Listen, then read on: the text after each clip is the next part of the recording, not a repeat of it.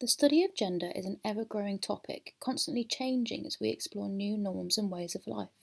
Today, I would like to explore how a child's exposure to certain things within society influence their gender norms, specifically about personal image.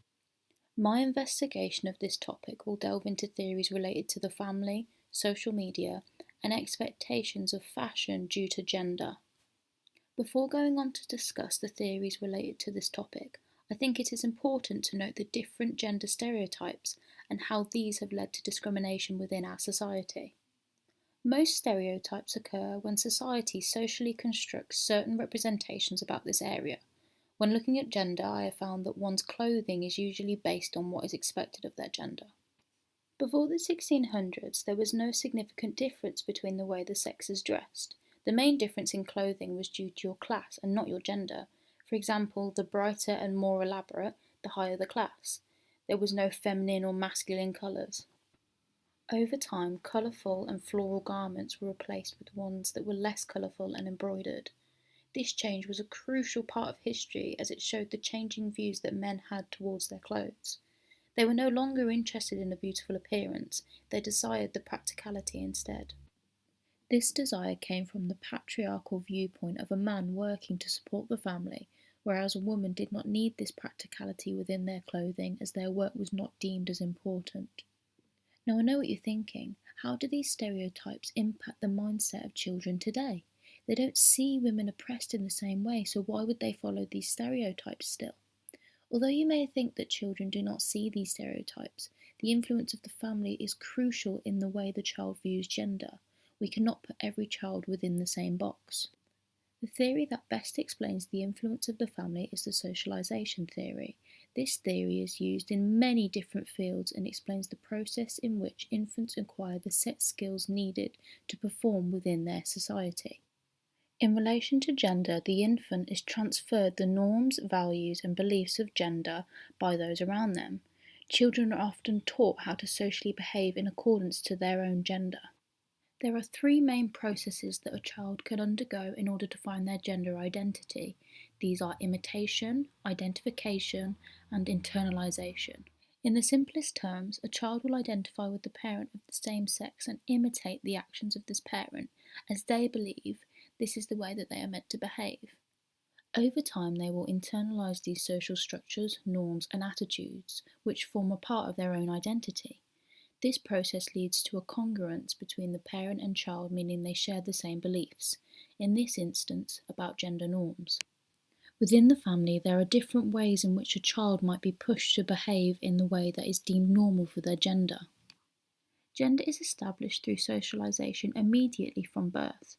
A key example is the notion that male babies like blue things, while female babies like pink things, or that a boy should get a football for his birthday and a girl should receive a doll. This socialises children to accept these specific gender norms. Whilst on the topic of toys, another example I would like to explore is the theme of fancy dress. Now, as a child, you may not have much say in what you choose to wear to such events. If a parent decides to restrict their child into wearing a costume only deemed appropriate for their gender, they will grow up thinking that this attire is all that's acceptable, rather than branching out into fashion that expresses who they truly are. As well as the influence of the family, when a child attends school, they are also placed into their gender category through the school uniform that they are allocated. By highlighting these differences between boys and girls, it enhances stereotypes within society, which can be limiting for all children. Within her book, The Lenses of Gender, Sandra Lipsitz-Benn emphasises how separate uniforms for boys and girls not only highlights the physical differences, but allows for us to justify educating them in different ways too. It seems as though it is a slippery slope into more serious issues regarding gender. The Global Equality Collective argues that we should be creating practical, comfortable clothing for children who are then able to pick from the choices available. Another way that a child is influenced into what is acceptable for them to wear is through the media. Throughout history, the media has known to cause toxic traits within our society. In regards to personal appearance, gendered media has had an impact on the way we view how men and women should look. A modern day example of this is influencers on social media. Today, the main focus of these role models is the inclusivity of different race and body types. Although these are incredibly important topics to discuss, I also believe that they should use this power to show gender neutral existences. Within the media, men are typically portrayed as adventurous and active, whereas women are deemed as soft and tender. Many girls who decide to wear baggy trousers or shorts are told that they are not feminine enough and need to change. By exposing children to these discriminative beliefs, it can and will impact the way they view gender norms within clothing. Having discussed the negative impact of the family, school, and media on a child's viewpoint of gender, I do want to reflect upon the progress that has been made within these areas. First of all, many new clothing brands are emerging and pushing the boundaries in order to provide inclusivity across all genders. The first example is Official Rebrand, a company from Berlin that buys second-hand clothing from women and men's sections to create gender-free pieces.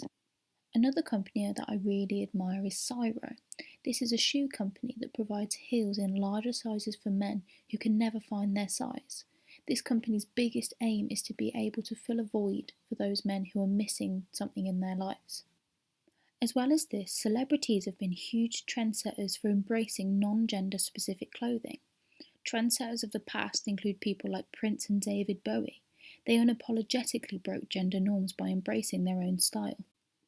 They showed society the fact that it didn't matter what their sexual orientation was, they could wear whatever they liked. The main focus was to feel creative, comfortable, and confident in what they were wearing. More modern day examples of fashion forerunners are Harry Styles, Billie Eilish, and BTS. All of these artists blur the lines between masculinity and femininity by sporting clothes of all different patterns, sizes, and colours, replicating the music legends of the past. As well as these role models, I would like to mention how certain families on social media are breaking these gender norms. The Saccone Jolies are an Irish couple that have documented their relationship and life with 4 children on social media platforms such as YouTube and Instagram. They have recently addressed the fact that their son, aged 7, loves to wear dresses, skirts, and embraces anything typically deemed to be girly. They have shown how they embrace his choices and fully support the man he will grow up to be. They have also discussed how he chose to wear a dress to school and the reactions he faced for doing so. Although there were some negative comments, overall he was embraced with open arms, and they were saying how grateful they were for such a positive response about his choices. Knowing that children are exposed to these new role models that break these specific gender stereotypes about appearance does give me more hope for the future.